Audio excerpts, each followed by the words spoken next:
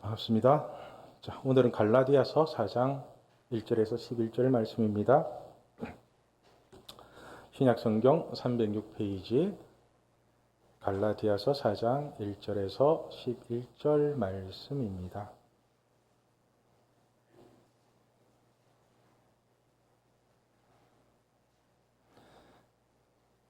신약성경 306페이지 갈라디아서 4장 1절에서 11절 말씀입니다.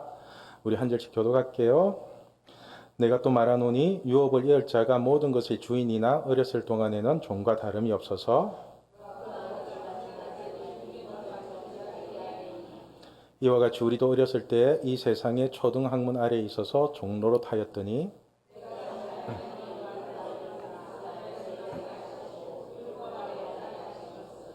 율법 아래에 있는 자들을 속량하시고 우리로 아들의 명분을 얻게 하려 하심이라.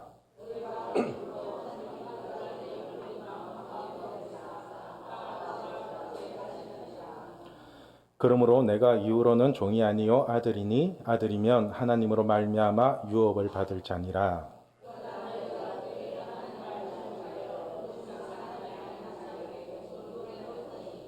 이제는 너희가 하나님을 알 뿐 아니라 더욱이 하나님이 아신 바 되었거늘 어찌하여 다시 약하고 천박한 초등학문으로 돌아가서 다시 그들에게 종로로 하려 하느냐. 같이 읽겠습니다.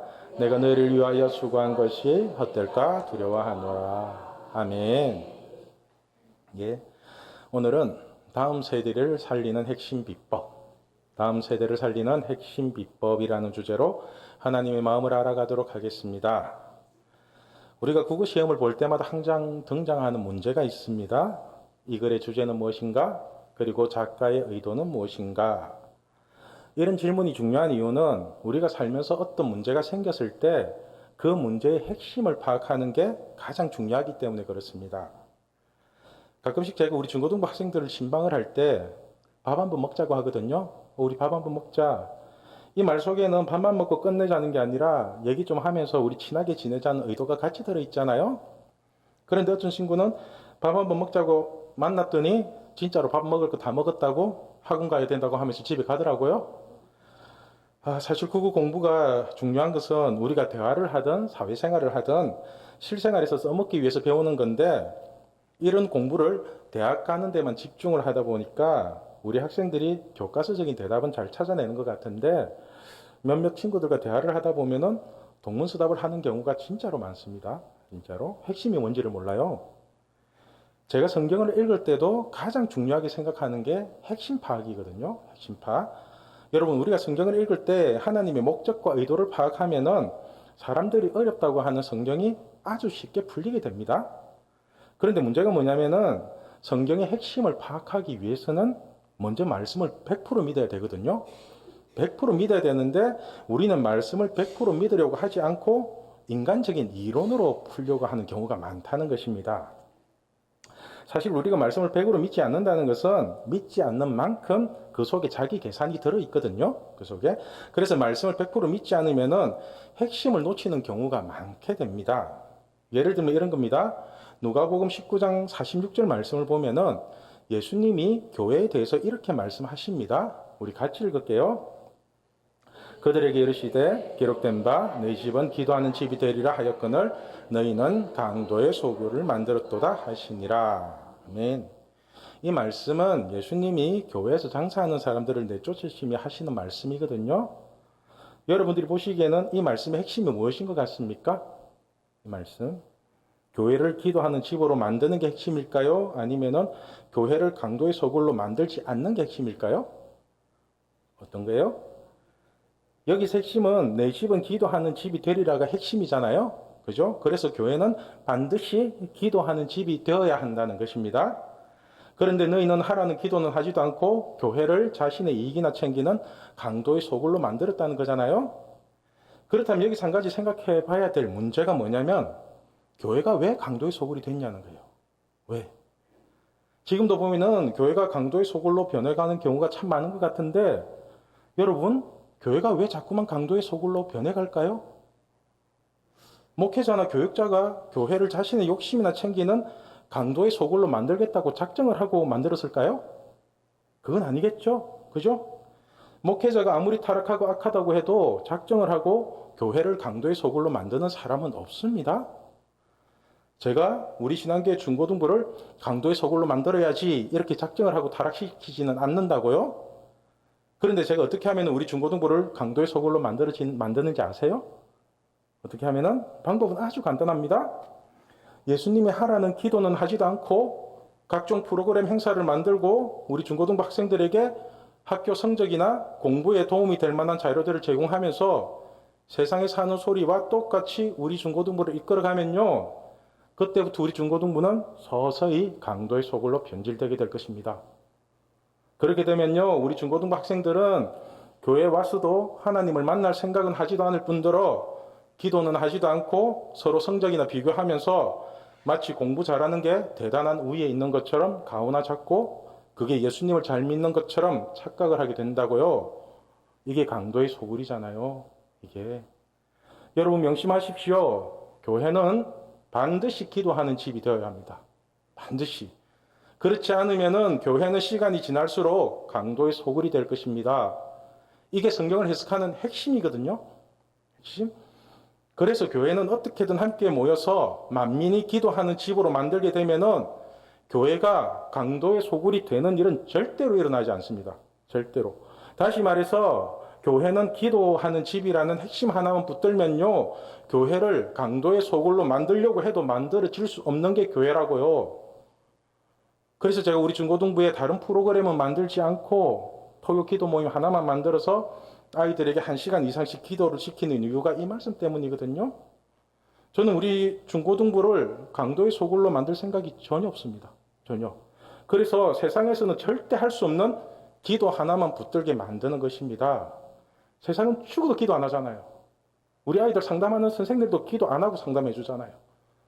그 중요한 진로를. 강도라는 게 하나님을 잘 믿기 위해서 교회를 다니는 것이 아니라 자기 이익 때문에 교회를 다니고 자기 이익 때문에 하나님을 믿는 척하고 자기 이익 때문에 주변 사람들과 친한 척하다가 결국은 자신을 챙겨주고 잘해주는 그 사람을 등쳐먹는 게 강도잖아요. 여러분, 우리가 교회를 이런 강도의 소굴로 만들어서야 되겠습니까? 지금 우리 토요 모임에 와서 기도하는 친구들 중에 자신의 이익 때문에 함께 기도하는 동력자를 등쳐먹을 친구는 없거든요. 그래서 교회가 만민이 기도하는 집이 되면요. 모든 사람들이 비즈니스 관계가 아닌 한 식구가 되는 겁니다. 식구가. 조폭들도 한 식구가 되면은 서로 위해주고 돌봐주고 챙겨주는데 하물며 하나님을 아빠 아버지라고 부르는 식구들이 사랑도 버리고 의리도 없이 강도처럼 등에 칼 굽는 일은 없다고요. 이왕 말이 나왔으니까 하는 말인데요. 우리 중고등부 학생들과 기도 모임을 하다 보면은 참 재미있는 일들이 많습니다.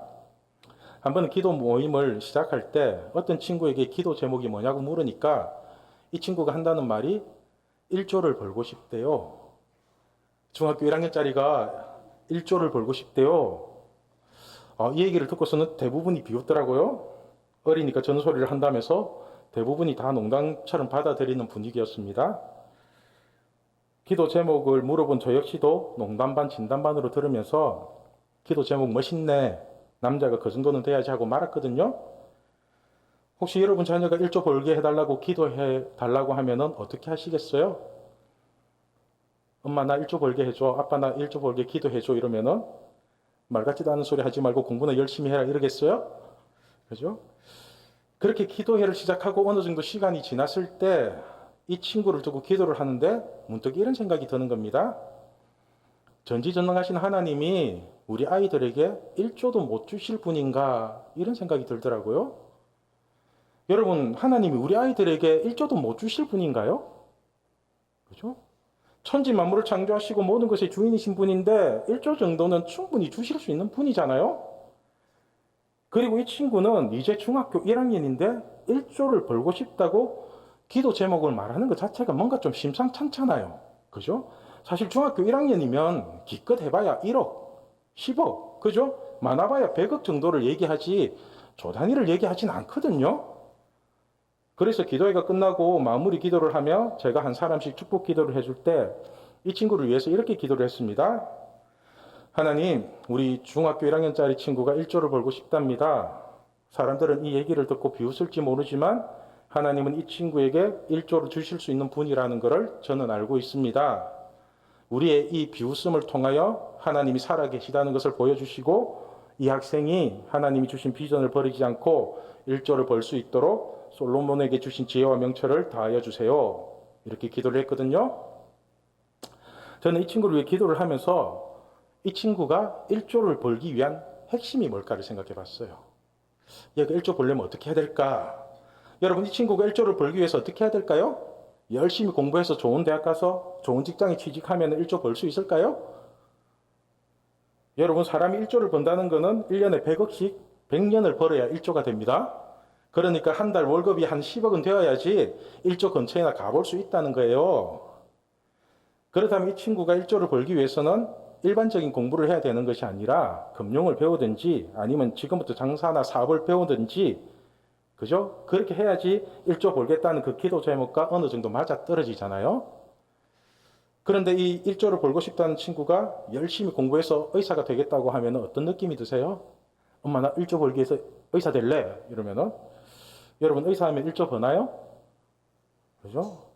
만약에 하나님이 여러분의 자녀나 손자를 의사 되게 해줄까? 아니면 1조 벌게 해줄까? 이렇게 물으면은 뭘 선택하시겠어요? 어떤 거 선택하실래요? 여러분은 의사가 좋으세요? 1조 버는 게 좋으세요? 우리 오래간만에 손들기 한번 할까요? 1번, 의사가 좋다? 2번, 1조 버는 게 좋다? 그죠? 3번, 제발 내한테 묻지 말고 네가 알아서 좀 해라.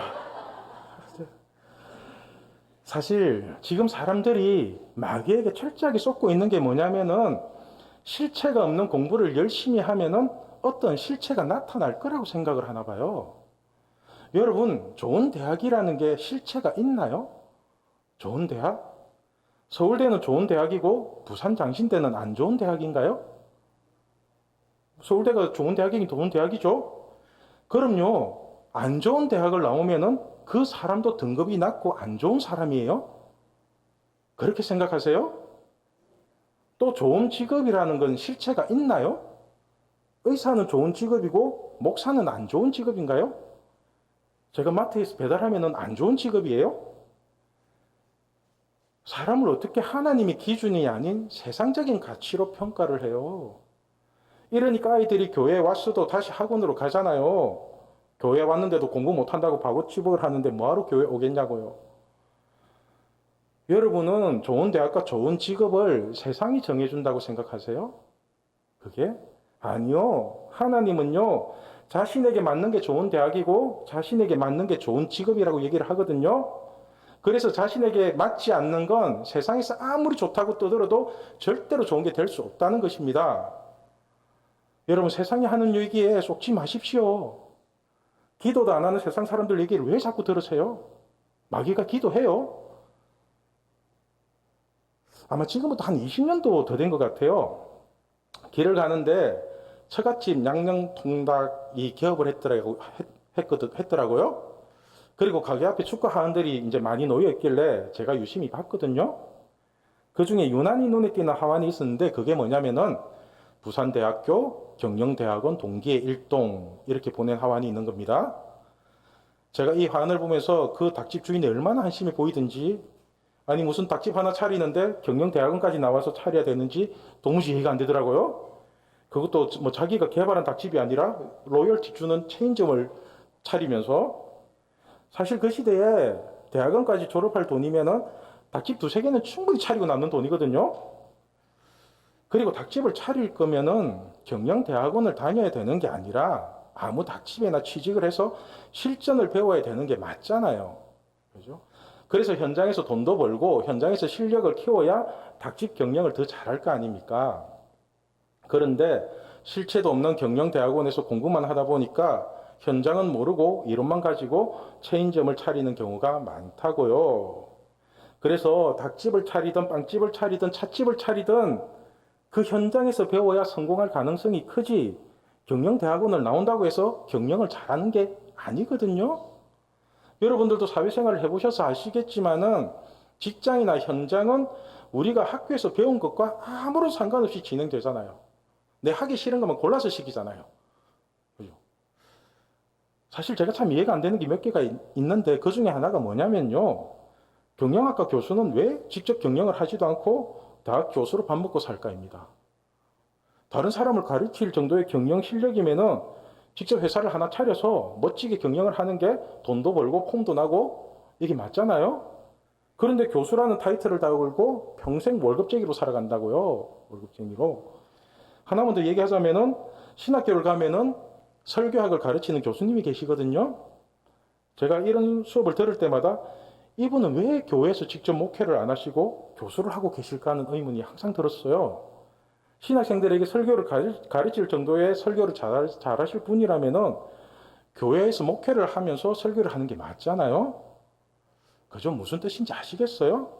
이런 게 이론과 현장에서 오는 모순이거든요. 모순. 그래서 저는 우리 아이들에게 공부나 학위 같은 이론을 붙잡지 말고 하나님의 실상을 붙잡고 현장에서 살아남는 사람이 되라고 얘기를 하거든요. 이걸 성경적으로 얘기를 하면은 마귀가 주는 허상에 속지 말고 하나님이 주신 달란트로 먹고 살라는 얘기입니다. 예. 여러분, 하나님이 주신 달란트는 반드시 실체가 있습니다. 달란트는 하나님이 자녀에게 먹고 살라고 주신 재능이기 때문에 반드시 실체가 있고 우리 삶 속에서 반드시 증거로 나타나게 되어 있습니다. 이게 창조자 하나님을 믿는 믿음이거든요. 히브리서 11장 1절 말씀을 보면은 믿음을 이렇게 표현합니다. 우리 같이 읽을게요. 믿음은 바라는 것들의 실상이요 보이지 않는 것들의 증거니. 여러분, 우리가 하나님의 말씀을 믿고 살면요 반드시 실상으로 나타납니다. 반드시 실상으로 나타나요. 그래서 하나님은 우리에게 비전을 주시고 그 비전은 반드시 이루어진다는 것을 증거로 보여주신다고요.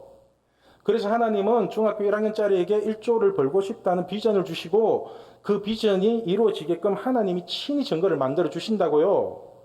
요셉이나 솔로몬도 하나님이 증거로 만들어 주신 거지 자신들이 공부해서 뭔가를 얻은 게 아니잖아요. 그죠? 그런데 마귀는요, 실체도 없는 좋은 대학이라는 이름으로 우리 학생들을 가장 중요한 10대, 20대를 공부한다는 이유로 제대로 된 신앙생활을 못하게 만들어 버렸습니다.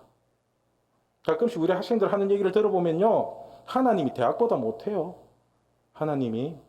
신앙생활은 거지같이 하면서 대학은 꼭 가야 된대요. 제가 하나만 여쭤볼게요.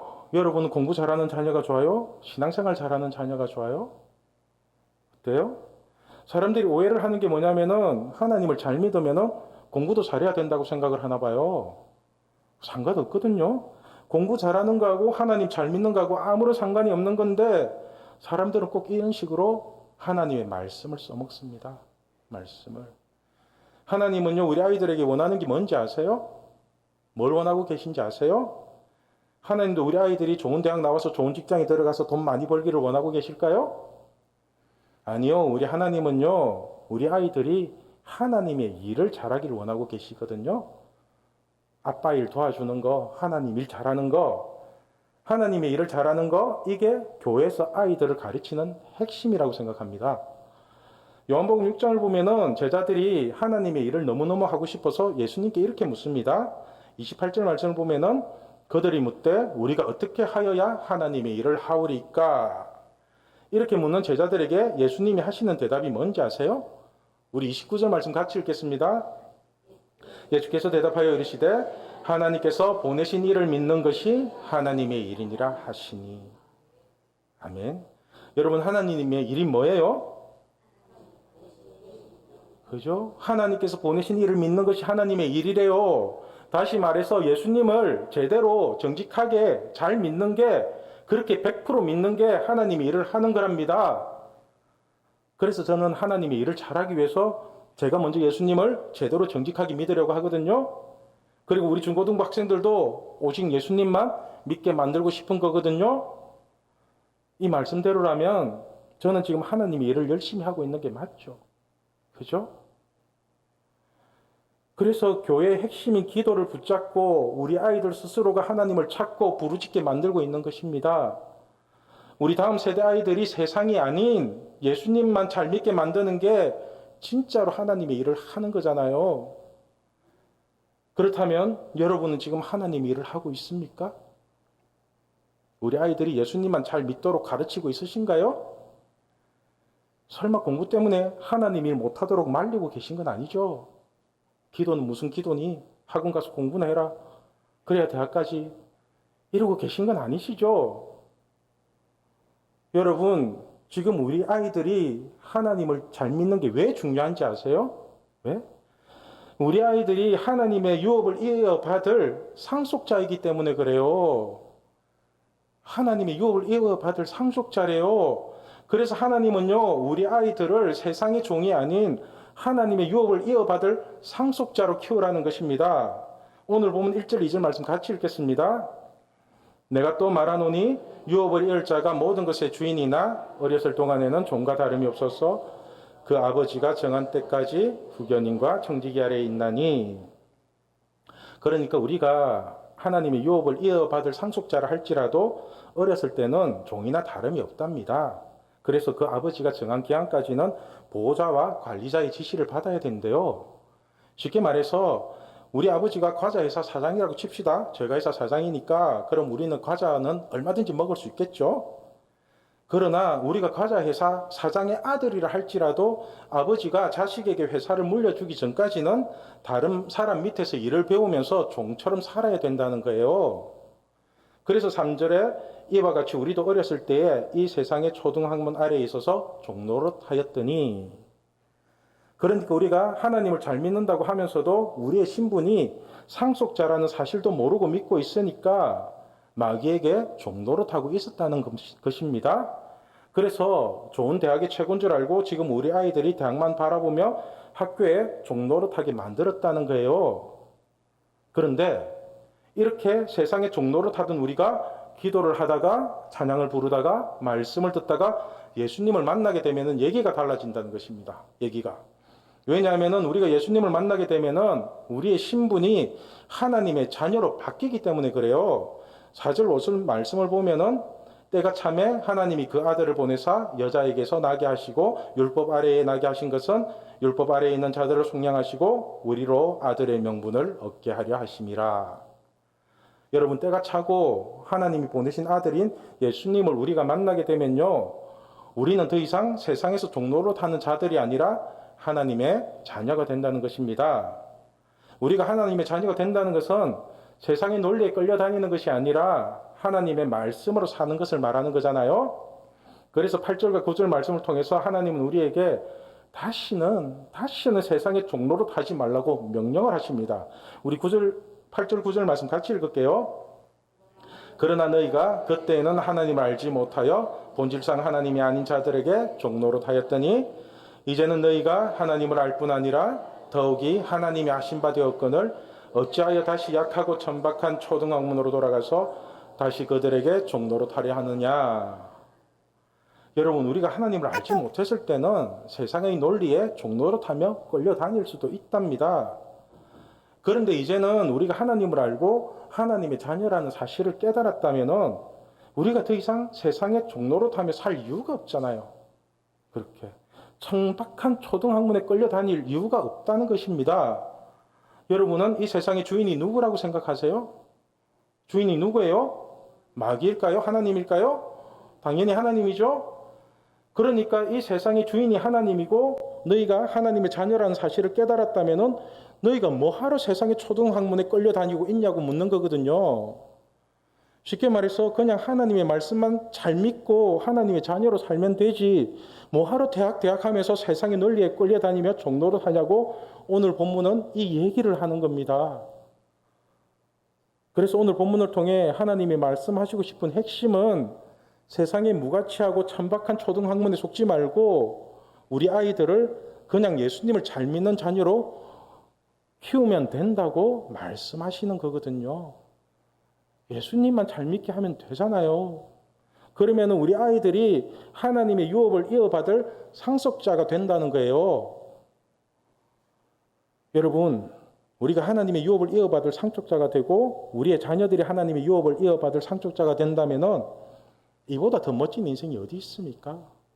이보다 더 멋진 인생이. 오늘 말씀의 제목이 다음 세대를 살리는 핵심 비법입니다.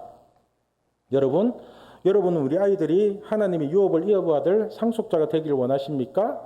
아니면은 세상의 초등학문이나 초등학문의 종노릇이나 하는 천박한 자녀가 되기를 원하십니까? 어때요? 오늘 보면 6절과 7절에 하나님은 이렇게 말씀하고 계십니다. 우리 같이 읽겠습니다. 너희가 아들이므로 하나님이 그 아들의 영을 우리 마음 가운데 보내사 아빠 아버지라 부르게 하셨느니라. 그러므로 내가 이후로는 종이 아니요 아들이니 아들이면 하나님으로 말미암아 유업을 받을 자니라. 아멘. 여러분, 예수님이 우리를 창조주 하나님을 아빠 아버지라 부르게 하셨답니다. 천지 만물을 만드신 전지전능하신 하나님이 우리의 아빠 아버지래요. 그러면서 하시는 말씀이 내가 이후로는 종이 아니요 아들이니 아들이면 하나님으로 말미암아 유업을 받을 자랍니다. 여러분, 그리고 우리 교회 학교 아이들이 하나님의 유업을 이어받을 상속자랍니다. 그렇다면 우리가 다음 세대와 우리 자녀들을 어떻게 키워야 할까요? 하나님께 구하고 기도하면서 하나님 말씀 잘 듣고 항상 하나님과 함께하는 자녀로 키워야 되지 않겠습니까? 그래야지 하나님의 유업을 이어받을 상속자가 되잖아요. 세상의 조건을 갖추면은 마귀의 상속자가 되는데요. 하나님의 조건을 갖추면은 하나님의 상속자가 되는 거잖아요. 우리 다음 세대가 하나님의 상속자가 되기 위해서는 그냥 하나님 말씀만 잘 듣게 만들면 돼요. 그거 하나면 돼요. 그럼 하나님이 지혜도 주시고 물질도 주시고 필요한 모든 것을 다 채워주실 거잖아요. 그런데 우리가 다음 세대에 이런 하나님을 믿게 만들지도 않고 좋은 대학, 좋은 직업을 따지면서 세상의 초등학문에 종노릇하게 만들어버리면 하나님이 어떻게 우리 아이들에게 하나님의 나라를 유업으로 물려주실 수 있겠습니까? 여러분은 우리 다음 세대가 하나님의 상속자가 되는 게 싫으세요? 저는 우리 중고등부 학생들이 하나님의 유업을 이어받는 하나님의 자녀가 되기를 원하거든요. 그래서 저는 우리 아이들에게 마귀가 던져주는 보암직도 하고 먹음직도 하고 지혜롭게 할 만큼 탐스러운 대학에 속지 말고 하나님을 100% 믿으라, 예수님을 100% 믿으라, 그리고 이 성경 말씀을 100% 믿으라고 강조하고 있는 것입니다. 여러분, 우리가 뭔가를 얻기 위해서는 두 가지 방법이 있는 것 같습니다. 하나는 마귀에게 속아서 자신이 열심히 노력해서 죽을 때까지 쟁취하는 방법이 있고요. 또 하나는 전지전능하신 하나님을 아버지로 모시고 철저하게 하나님의 자녀로 살아가는 방법이 있습니다. 철저하게 하나님의 자녀로. 사실 하나님의 자녀는 자기 힘으로 사는 게 아니라 아빠 아버지께 구하고 찾고 두드려서 하나님이 주시는 좋은 것을 누리며 사는 거거든요. 그래서 우리 자녀들이 스스로 기도하고 스스로 예수님을 잘 믿으려고 한다면은 하나님이 그 인생은 반드시 책임져 주십니다. 반드시. 공부를 잘하든 못하든 대학을 가든 안 가든 그 인생은 반드시 하나님의 상속자로 만들어 주신다고요. 이게 진짜로 하나님을 믿고 사는 겁니다. 이게 진짜로. 제가 안타까운 심정으로 다시 한번 묻겠습니다. 여러분은 우리 교회의 다음 세대가 하나님의 유업을 이어받을 상속자가 되길 원하십니까? 아니면 세상의 초등학문의 종로로 타는 천박한 세대가 되기를 원하십니까? 그렇다면 여러분은 지금 다음 세대를 어떻게 양육하고 계십니까? 어떻게? 우리 다음 세대를 성장시키는 핵심은 우리 자녀들을 하나님의 유업을 이어받을 상속자로 키우는 것입니다. 그러기 위해서는 우리 아이들에게 우리를 죄에서 구원하시고 하나님을 아빠 아버지라고 부르게 해주신 예수님만 잘 믿도록 가르쳐야 된다는 것입니다. 이것이 하나님의 일을 하는 것이고 이것이 다음 세대를 살리는 핵심 비법입니다. 저는 우리 신앙교회 식구들 모두가 우리 다음 세대를 세상의 종로로 타는 천박한 아이들이 아니라 하나님의 유업을 이어받는 상속자로 자랄 수 있도록 오직 예수만 가르치고 스스로 기도하게 만드는 존귀한 하나님의 자녀들이 되길 소망합니다. 기도하겠습니다.